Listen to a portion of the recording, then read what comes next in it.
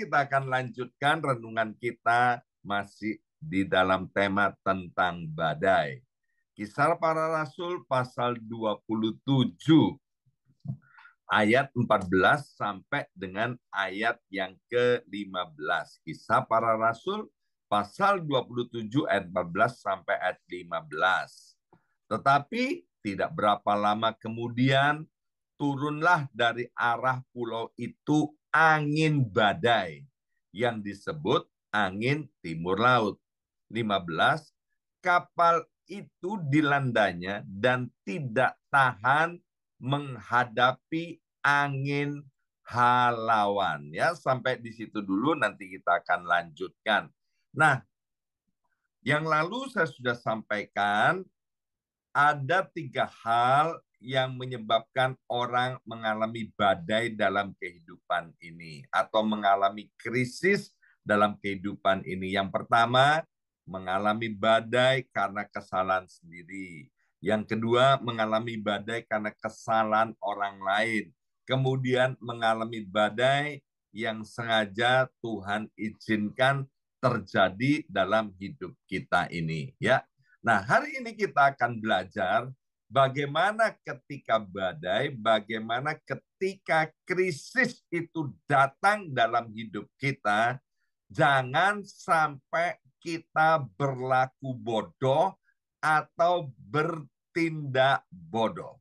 Kita akan belajar ada 3 hal yang sering dilakukan oleh orang pada kebanyakan ketika dia menghadapi krisis. Ingat Bapak Ibu sekalian, keadaan kita hari ini itu adalah karena langkah-langkah kita yang sudah kita ambil di hari-hari yang lalu. Kita ini bebas melangkah apa saja, memilih apa saja, memutuskan apa saja dalam hidup ini. Tapi kita tidak bisa memilih hasil daripada atau kita tidak bisa memilih akibat daripada pilihan-pilihan kita. Maka itu Bapak Ibu sekalian, ingat waktu krisis jangan sampai kita bertindak bodoh, ya. Inilah tindakan-tindakan bodoh yang sering dilakukan oleh orang ketika menghadapi badai atau krisis, ya. Kita lanjutkan ayat yang ke-15 dari Kisah Rasul pasal 27 tadi. Karena itu kami menyerah saja dan membiarkan kapal kami terombang-ambing.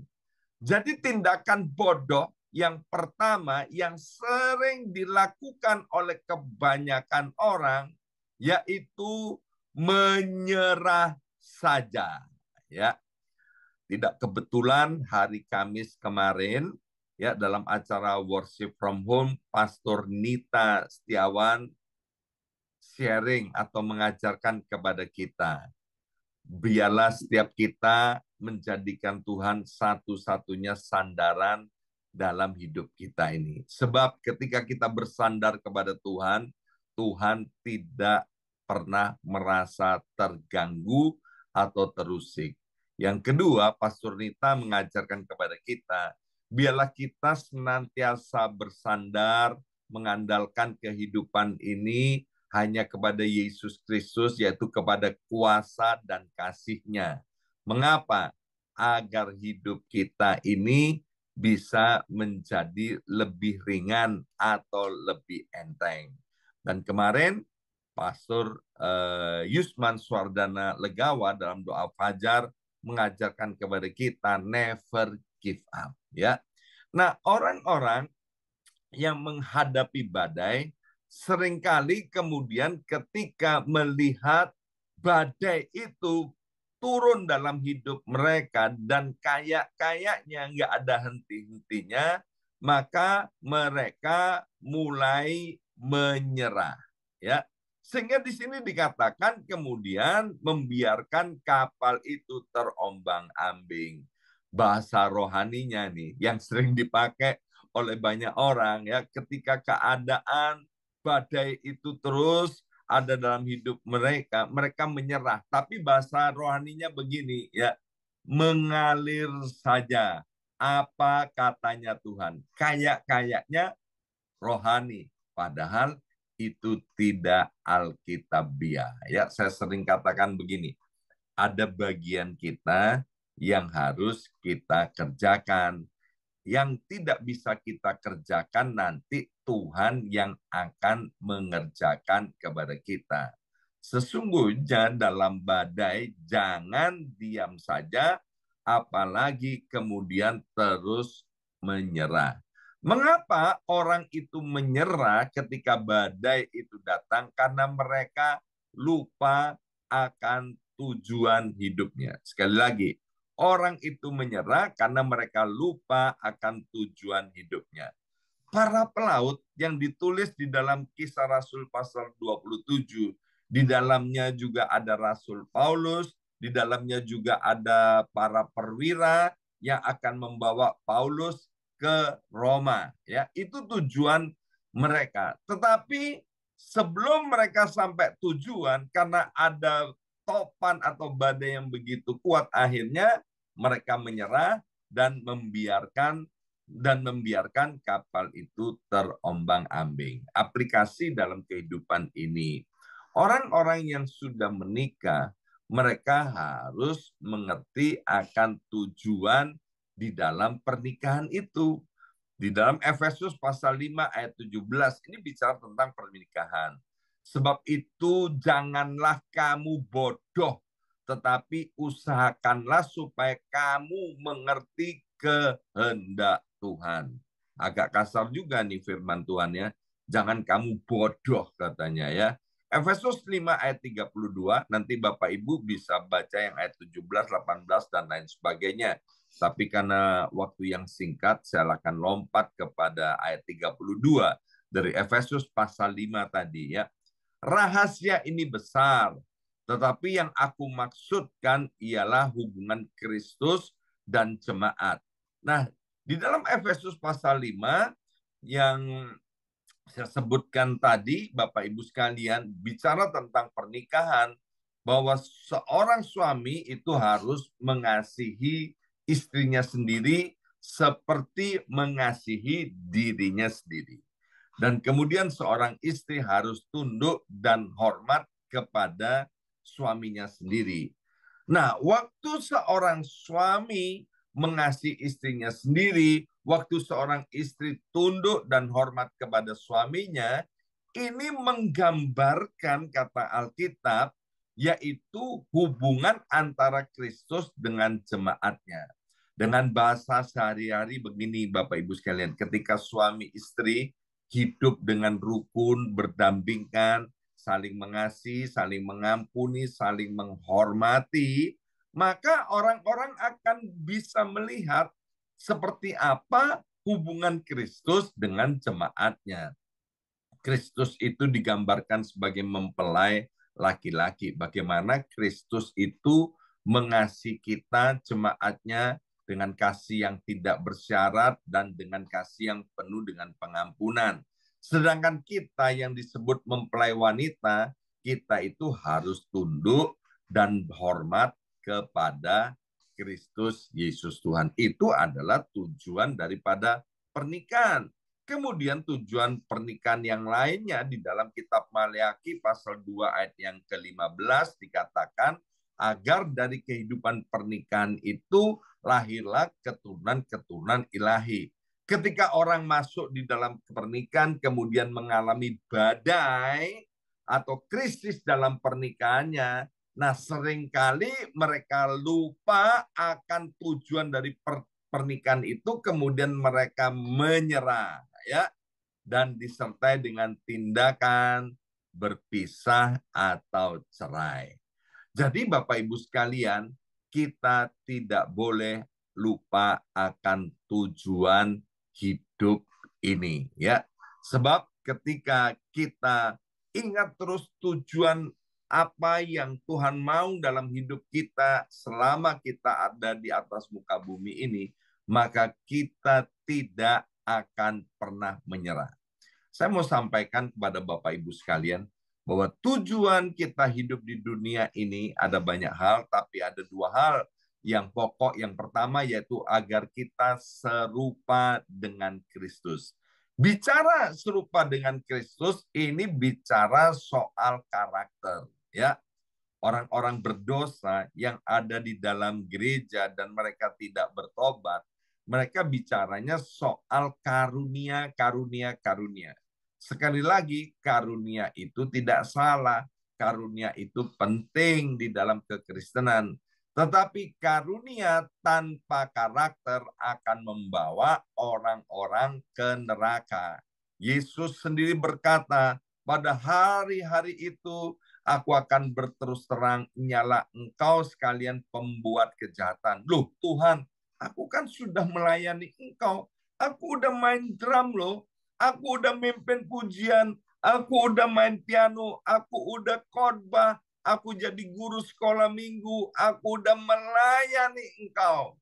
Tapi Tuhan bilang, nyala kamu sekalian pembuat kejahatan. Mengapa? Karena mereka karakternya bukan seperti Kristus, tapi seperti setan. Ya kan? Pelayanan jalan terus, berbuat dosa jalan terus. Itu tidak boleh terjadi di dalam kehidupan anak-anak Tuhan. Yang kedua, tujuan kita hidup yaitu menjadikan semua bangsa murid Kristus dan mengajarkan kepada mereka-mereka itu bagaimana percaya dan melakukan firman Tuhan. Hari ini Bapak Ibu sekalian, kalau kita sedang menghadapi yang namanya badai, menghadapi yang namanya krisis, dalam keadaan yang begitu gelap, kita nggak bisa lihat bintang-bintang, ya, dan kita tidak bisa melihat pengharapan ketika ada di dalam badai. Kita tidak punya kompas. Ingat Bapak Ibu sekalian, kita masih punya satu kompas yang dapat diandalkan, yaitu firman Tuhan. Amin. Jadi jangan pernah menyerah ketika ada badai atau krisis yang hebat dalam hidup kita. Tetap percaya kepada Tuhan, bersandar kepada kuasa dan kasih Tuhan. Hal yang kedua, mari kita lihat Kisah Rasul pasal 27 tadi, ayat 18 dan 19. Karena kami sangat hebat diombang-ambingkan angin badai. Wah, badainya itu sangat hebat Bapak Ibu sekalian. Maka keesokan harinya mereka mulai membuang muatan kapal ke laut, ya. Yang mereka lakukan waktu krisis, ya, mulai membuang muatan kapal ke laut. Ayat 19. Pada hari yang ketiga, mereka membuang alat-alat kapal dengan tangan mereka sendiri. Jadi, ini bicara soal membuang. Waktu krisis, mereka mulai membuang muatan kapal. Mereka mulai membuang alat-alat kapal. Ayat 38. Mereka meringankan kapal itu dengan membuang muatan gandum ke laut. Jadi kemudian gandum-gandumnya semua yang ada di kapal dibuang ke laut. Nanti Bapak Ibu sekalian bisa baca sampai ayat 44. Akhirnya mereka membuang diri mereka juga ke laut. Ya, membuang yang penting itu adalah tindakan yang bodoh, Bapak Ibu sekalian. Sekali lagi, waktu terjadi badai, terjadi krisis, membuang yang penting itu adalah tindakan yang bodoh. Membuang istri, membuang suami, membuang anak-anaknya, atau membuang orang tuanya, ya, itu adalah tindakan yang bodoh. Jangan sampai loh Bapak Ibu sekalian terjadi di antara kita. Amin. Waktu terjadi krisis, Bapak Ibu sekalian, kita harus bertindak hati-hati. Datang kepada Tuhan, minta petunjuk kepada Tuhan. Ingat, Alkitab bilang pencobaan-pencobaan yang kamu hadapi tidak akan pernah diizinkan oleh Tuhan melebihi kekuatan atau kemampuan kita ini. Nah, apa hal yang penting dalam kehidupan kita ini? Yaitu nilai-nilai firman Tuhan. Apa yang penting dalam kehidupan kita ketika terjadi yang namanya krisis atau integritas atau badai, yaitu integritas. Bersama saya ucapkan integritas. 2, 3, integritas. Integritas itu apa?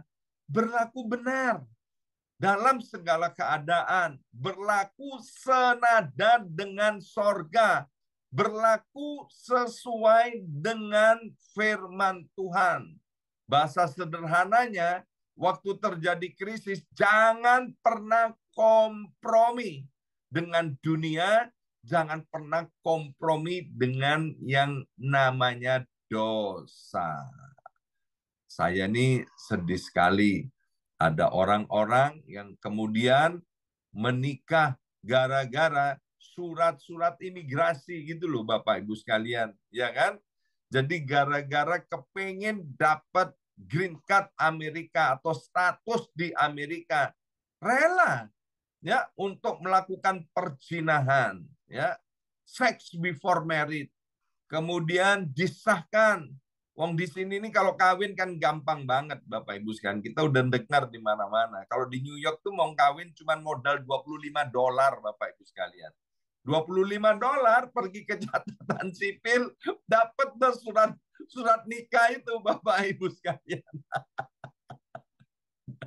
Ya, itu ada saudara kita nih yang di Las Vegas tuh, tanya Timotius Gunawan dan Teh Jungkwi itu ya kan.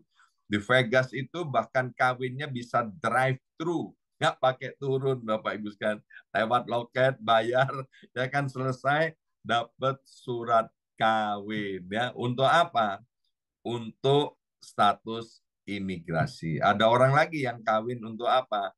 Untuk kekayaan. Ya aneh lagi nih, ada orang yang kawin nggak mau surat kawin.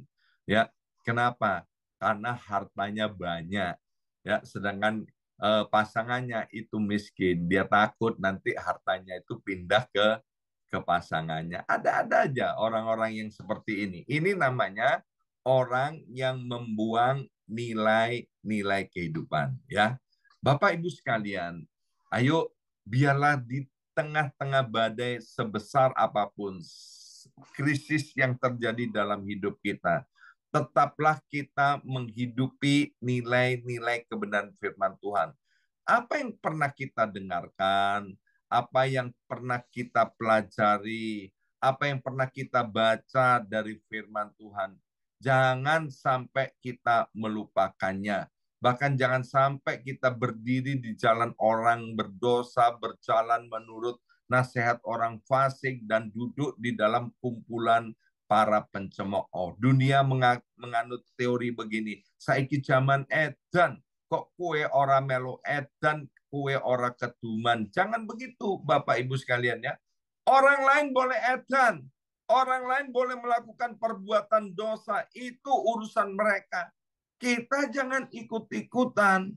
Maka itu ketika badai atau krisis terjadi, jangan melakukan tindakan yang bodoh, yaitu membuang hal-hal yang penting. Tetap pertahankan imanmu kepada Kristus Yesus Tuhan, ya. Dan kemudian Bapak Ibu sekalian yang terakhir, Kisah Rasul pasal 27 ayat 20. Setelah beberapa hari tidak kelihatan matahari, sekali lagi, setelah beberapa hari tidak kelihatan matahari dan bintang-bintang, dan angin badai yang dahsyat terus-menerus mengancam kami, akhirnya putuslah segala harapan kami untuk menyelamatkan diri kami. Ya, mungkin ada di antara kita sedang mengalami badai berhari-hari, atau berminggu-minggu, atau berbulan-bulan, atau mungkin bertahun-tahun, dan kemudian kita mulai menyerah. Kita bilang gini, percuma, ya. Nah, itu artinya apa? Kita sedang membuang harapan. Percayalah Bapak Ibu sekalian, seperti pujian yang tadi kita naikkan bahwa di dalam Tuhan selalu ada harapan. Ketika kita tidak melihat jalan keluar, percayalah Tuhan sanggup membuka jalan. Tuhan sanggup memberikan jalan kepada kita. Dalam kitab Yesaya dikatakan bahwa akulah Tuhan yang membuat padang gurun yang kering, kerontang, gersang itu menjadi danau dengan mata airnya yang membual-bual. Aku dapat membuat hutan belantara itu menjadi jalan raya. Apa sih yang tidak mungkin bagi Tuhan? Ingat, Tuhan kita adalah Tuhan Allah yang maha kuat, Allah yang maha dahsyat, Allah yang maha kuasa, Allah yang mencintai dan mengasihi kita. Waktu Lazarus sudah mati 4 hari, ya, kemudian itu keluarganya Lazarus, Marta dan Maria, aduh Tuhan, sayang engkau terlambat datang. Bapak Ibu sekalian, jam kita ini seringkali terlalu cepat. Sedangkan jam Tuhan tidak pernah terlalu lambat, tidak pernah terlalu cepat. Jamnya Tuhan itu selalu tepat. Waktu Tuhan datang ke tempat Lazarus itu. Memang Lazarus sudah jadi mayat 4 hari. 4 hari itu artinya apa? Kenapa harus ditulis 4 hari? 4 hari itu artinya mayat itu udah busuk, Bapak Ibu sekalian ya. Orang aja nggak masuk oksigen di kepala berapa detik itu udah stroke semua ya. Apalagi 4 hari. Sudah memang nggak ada pengharapan. Tapi waktu Tuhan datang, maka kemudian Lazarus yang mati itu dibangkitkan. Beberapa hari yang lalu kita belajar bagaimana Ishak tinggal di Gerar. Gerar dalam keadaan kering kerontang, nggak ada air, krisis, kemarau yang panjang, panen-panen semua gagal. Tetapi ketika Ishak mentaati firman Tuhan, maka Ishak tetap tinggal di Gerar dan menabur. Alkitab berkata di tengah-tengah krisis itu, Ishak menuai 100 kali ganda. Alkitab bilang berkat Tuhanlah yang menjadikan kamu kaya, jerih payahmu sia-sia. Maka itu Bapak Ibu sekalian, hari ini badai apa yang ada dalam hidup kita, jangan pernah menyerah. Jangan pernah hilang harapan. Jangan pernah membuang harapan kita kepada Tuhan. Sebab orang yang berharap kepada Tuhan tidak akan pernah dikecewakan. Ya, hari ini kita sudah belajar 3 tindakan bodoh yang paling sering dilakukan orang ketika mengalami krisis. Yaitu yang pertama, menyerah. Yang kedua, kompromi dengan dosa atau membuang nilai-nilai kehidupan. Dan yang ketiga, membuang harapan. Saya berdoa, Bapak Ibu sekalian, untuk tidak pernah menyerah. Saya berdoa untuk Bapak Ibu sekalian tetap hidup di dalam nilai-nilai kebenaran firman Tuhan. Dan saya berdoa agar Bapak Ibu sekalian tidak pernah membuang pengharapan kepada Tuhan. Amin. Mari kita berdoa, berkati setiap anak-anak-Mu yang sudah hadir pada hari ini. Kami tahu Engkau mencintai dan mengasihi kami lebih daripada yang lainnya. Dan kami percaya badai yang sedang kami alami, krisis yang sedang kami alami, pasti Tuhan akan segera berlalu. Engkau yang akan merubah ratapan kami menjadi tari-tarian kemenangan penuh sukacita. Engkau yang menampung setiap tetesan air mata kami dalam kirbat-Mu itu. Dan Kau merubah setiap tetesan air mata itu menjadi mutiara yang indah.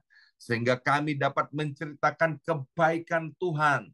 Dan kemana-mana kami menceritakan pertolongan Tuhan dan semua anugerah Tuhan dalam hidup kami ini. Maka itu ya Aba ya Bapa, tolong untuk setiap anak-anak-Mu untuk tetap kuat di dalam Tuhan.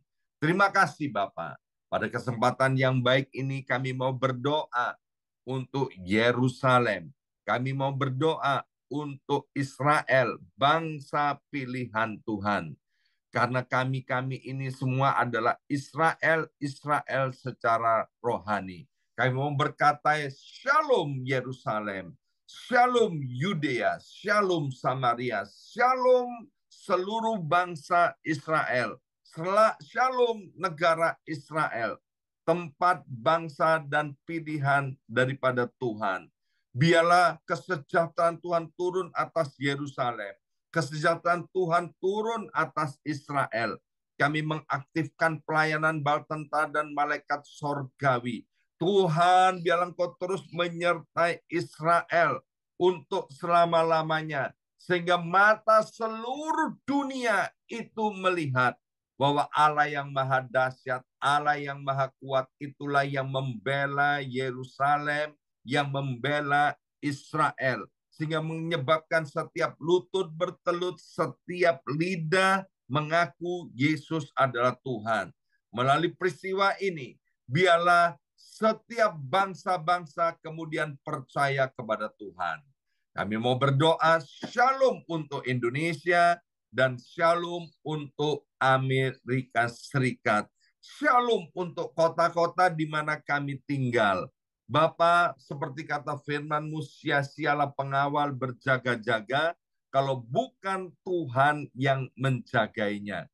Kami mengaktifkan pelayanan bala tentara dan malaikat sorgawi-Mu untuk berkemah dengan pedang api yang menyala-nyala, menjagai Tuhan kota-kota dan negara di mana kami anak-anak-Mu tinggal, sehingga kota dan negeri kami aman, dibebaskan dari serangan terorisme, dibebaskan dari segala bencana dan musibah. Terima kasih Bapa, dan kami juga mau berdoa untuk setiap anak-anak-Mu yang sudah hadir pada hari ini. Kami memberkati Tuhan Kesia Christine Wiranegara. Kami memberkati keluarga Ibu Vetlam, keluarga Ibu Irin Kristi Chong, keluarga Pendeta Lukas Jonathan, keluarga Ciklan, keluarga Ibu Marta dan Pak Edi, keluarga Sugeng dan Melani, keluarga Ibu Mary, keluarga Nana, juga keluarga Teh Chung Hui, keluarga Timotius Gunawan Susilo, keluarga Buyung Yung, keluarga Yusak Wongso Negoro, dan keluarga besar Ibu Osyani Sariwati. Kami mau berkata setiap badai yang sedang menimpa kami katakan diamlah badai, tenanglah engkau dalam nama Yesus. Bapa, bukakan tingkap-tingkap langit, curahkan segala berkat yang terbaik dalam kehidupan setiap anak-anak-Mu. Biarlah hari-hari ini apa yang menjadi doa dan kerinduan kami anak-anak-Mu, kami mau hadapkan kepada Engkau. Sebab Engkaulah satu-satunya pertolongan kami. Engkaulah satu-satunya tempat kami mengandalkan hidup ini. Engkaulah satu-satunya tempat kami bersandar.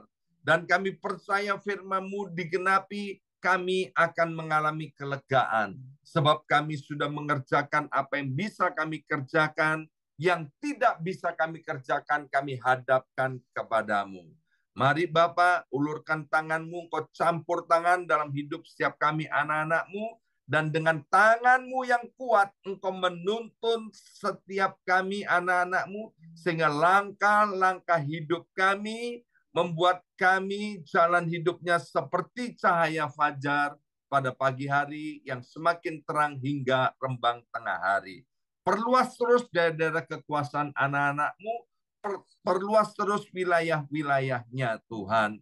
Dan kami berdoa, biarlah Engkau Allah Immanuel yang menyertai keluar masuk daripada anak-anak-Mu ini, sehingga kemana saja anak-anak-Mu keluar masuk, perjalanan hidup mereka dibuat beruntung dan berhasil.